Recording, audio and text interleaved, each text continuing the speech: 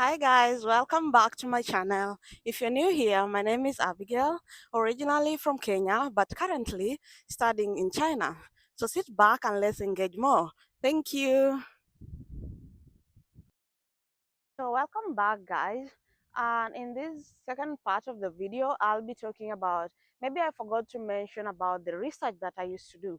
Mostly I used social media. I used Google to Google just schools in China and stuff like that.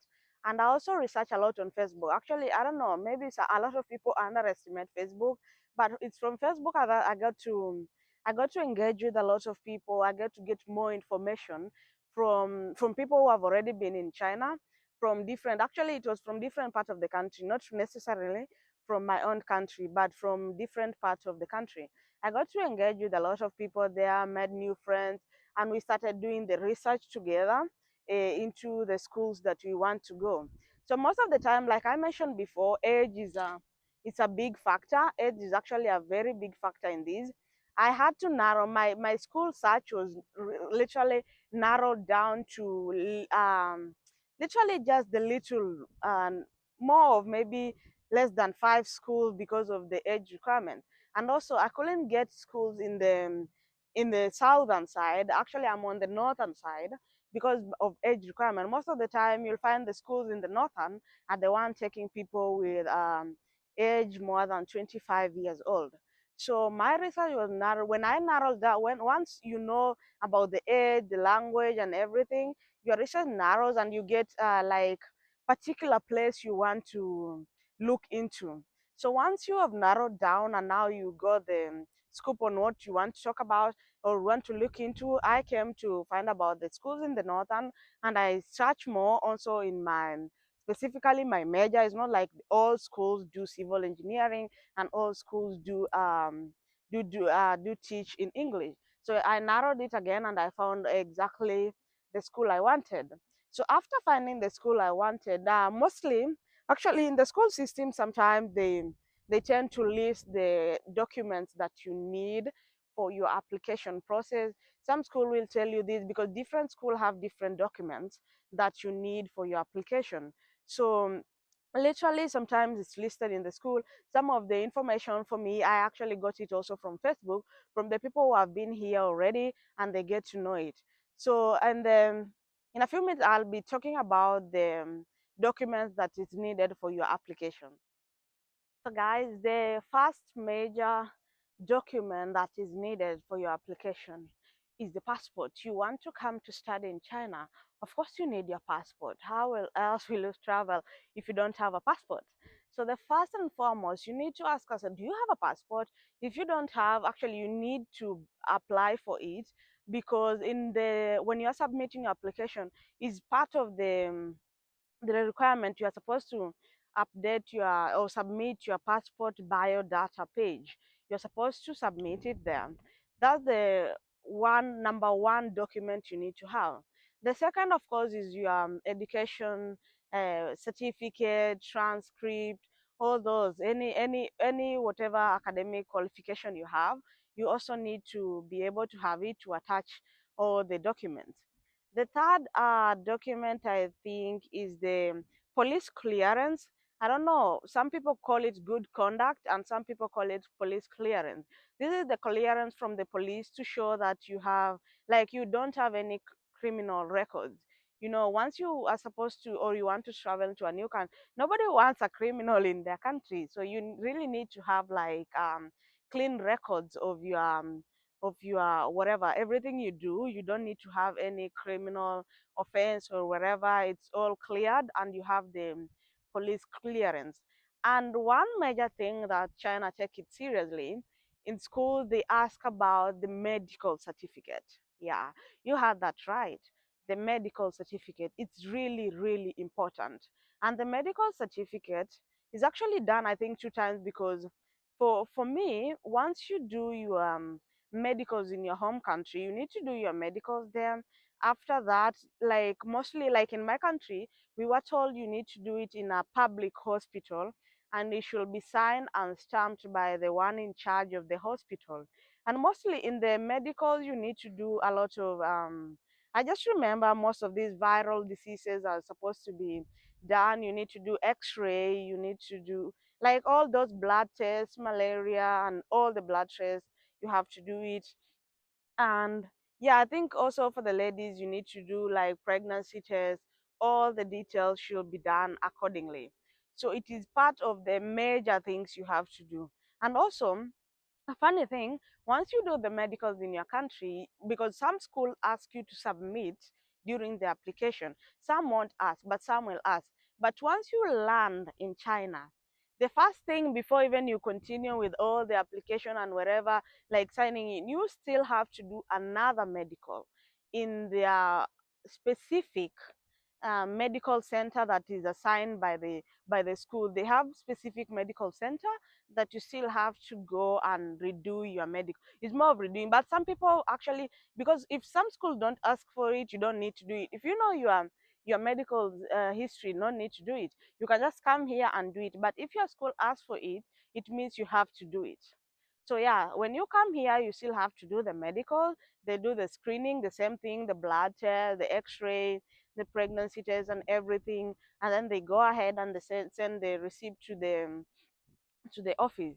So yeah, basically your passport, your certificate, the police clearance, and the medical. Those are among the things that are very needful to say. Like they are the things that are very much required when you are doing the application.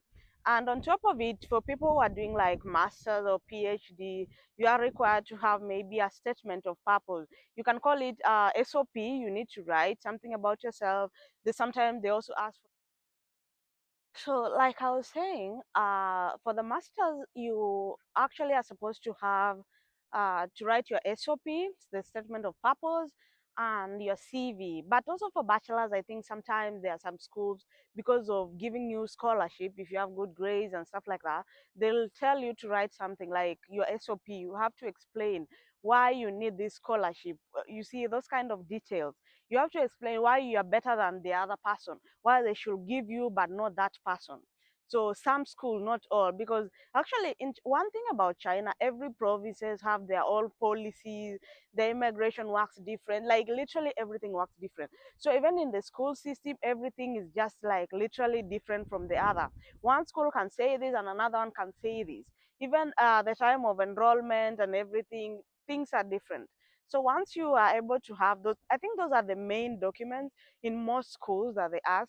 For other schools, maybe you'll have to check with the school, like the portal, whatever they'll tell you, whatever document they require of you, and by then you'll need to know what else you need. But basically, those are the first things you need: your passport, you need your education, you need the police clearance, you need your medicals, and sometimes your SOP and your CV. Yeah, literally, those are the basic documents you'll need. Once you have all these, submitting your application won't be a big deal. You just go ahead in the portal. It's literally straightforward. And most of the time, you'll actually find, if you pick like international students, you'll find that sometimes most of the time it's in English. So you can be able to understand and be able to go about with the application. And if not, sometimes the website, whichever website you're using, will give you like an opportunity to translate it to English so you understand and be able to send the application. So that's how it goes. So once you do the application, oh, and one thing I also need you to know about China, most schools actually ask for application fees. Yeah, you heard me that right. Chinese schools, for most of the time, like it's a basic requirement. Most schools have application fees. You need to pay application fees for you to be able to get admission. And also, it's not like it's guaranteed. But if you have all your documents right, you are guaranteed to get your admission and even your visa. That's one thing, one thing I know about China. So you will have to pay application fee. And like I say, China schools and everything is different. Also, application fees is literally different from schools. I think the highest application fee is 800 RMB. That one is, I think, a little bit more than $100 or something, depending with the exchange rate. I'm not so sure. But the highest I have encountered is 800 RMB. That's the Chinese currency or Chinese yuan. And then the lowest I know is around 200 RMB. Yeah, Chinese yuan. Yeah, that's, you also need to do your you need to know that once you are doing your application, you need to have the application fees. But mostly the application fees comes after, not immediately when you are doing your application. Once you submit your document, it takes processes, it takes some time.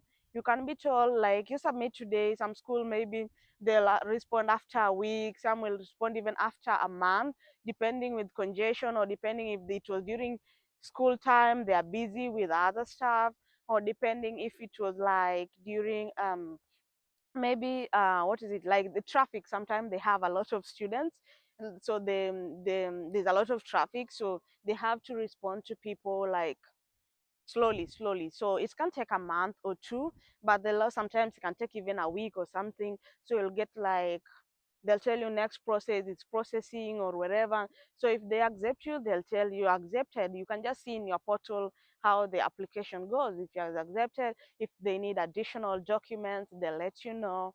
If they need like something else, they'll just let you know. If now they want you to pay the application fees, they'll let you know also. So everything, it just flows, like it literally just flows in the school portal. They'll just tell you do this, they'll tell you do that, do this and everything, and you'll be able to get the admission.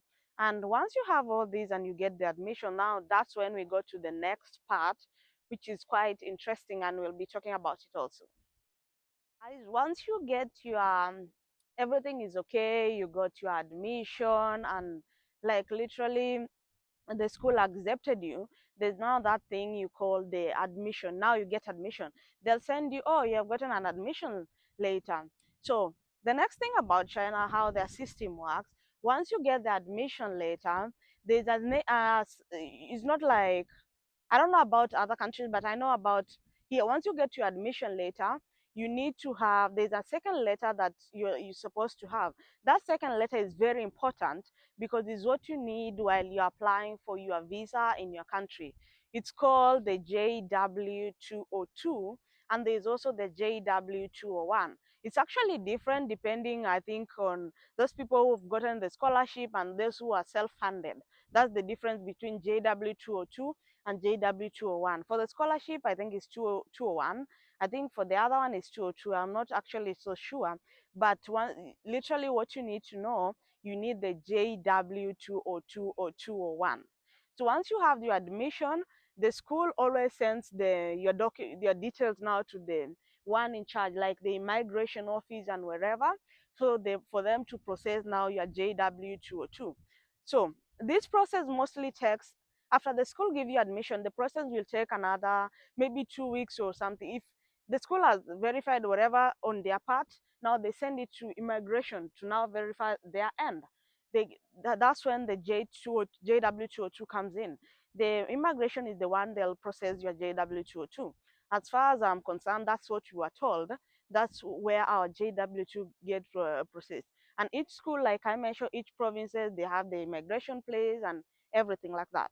So they'll send it there. Approximately like mine took literally like 2 weeks. Yeah, I think literally almost like 2 weeks to get it processed. Once it's processed, the school will send you the admission letter, and they'll send you the JW202. Mostly they can send it in your email, or if you already have WeChat, which is the Chinese social media of how we communicate, like the other people, they use WhatsApp and everything. China, we have WeChat, and it's very versatile. It's literally which everybody use for communication here, for payment, for everything. You use WeChat. So the school literally will send it on WeChat if you have it. But if you don't have it, they'll send it in your email. So they send mine on my WeChat. So after you get those two things, you should be happy because now your dream to come to China is literally just near. Like literally, you are now approaching China. How do I say, like the Chinese skyline or something like that? You're literally now approaching China. Like it is now calling you. It's now pushing you in. So once you have those two documents, now back in your country, you now have to start preparing for your visa application. Yeah, you had me right. So these two documents are like they go hand in hand. You cannot use admission just alone. You have the admission and you have the JW. So you need those two. Once you have those two, you go ahead now to your country, if it's the embassy or whichever place, like the visa center, the Chinese visa center. You go there and now do your school application, or literally for your visa. Yeah, there are documents now that you'll be required for your visa, but once you have these, you need to know we have reached the visa point. So I'll be sharing in the next video how the visa things, how it works actually. And actually it wasn't that hard for me or my end and the other people we came with. It was among the easiest visa I've ever encountered. And yeah, I'll be talking about that in the next video. So thank you and hope to see you next time in my video. Subscribe, like, and share. Thank you.